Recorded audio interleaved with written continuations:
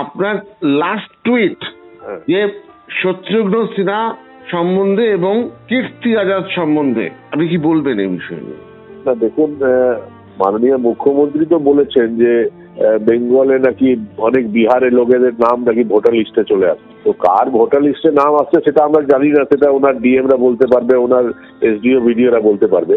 কিন্তু আমরা যেটা দেখলাম যে বিহারে দুজন ব্যক্তিকে, যাদের বাংলার সঙ্গে কোনো সম্পর্ক নেই, বাংলায় লাগাতার 7 দিন কোনোদিন থাকে না, বাংলার শিল্প সংস্কৃতি কোনো কিছু বোঝে না, সেরকম দুজন ব্যক্তিকে আমদানি করে একজনকে আসানসোলে, একজনকে দুর্গাপুরে তিনি সাংসদ করলেন। তো দুজন বহিরাগত বিহারিদেরকে তো উনি সাংসদ করলেন, এবং বেঙ্গলে যে নন বেঙ্গলিরা থাকে, অবাঙালি যেটাকে বলা হয়, যারা হিন্দি স্পিকিং বা উর্দু স্পিকিং, তাদেরকে বহিরাগত বলা হবে। যাদের বেঙ্গলের মাটিতে জন্মগ্রহণ করেছে, এখানেই মারা যাবে, তাদেরকে বলা হবে বহিরাগত।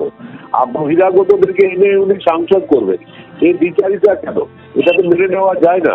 আসানসোল শুধু বলছি না, সারা বাংলায় যারা 40 বছর, 50 বছর, 60 বছর, 100 বছর আগে থেকে, বাংলা বিভাজনের আগে থেকে, বাংলা, বিহার, ঝাড়খণ্ড, উড়িষ্যা যখন একটা রাজ্য ছিল তখন থেকে যারা বসবাস করে আসছে, তাদেরকে বহিরাগত বলা হবে। আর যদি সত্যি সত্যি যারা বহিরাগত, তাদেরকে বাংলায় জামাই আদরে এনে এমপি করে দেওয়া হবে, তারা আসানসোল, দুর্গাপুরের উপর শাসন করবে, তারা বাংলার উপর শাসন করবে, এই বিচারিতা আমরা মেনে নেবো না।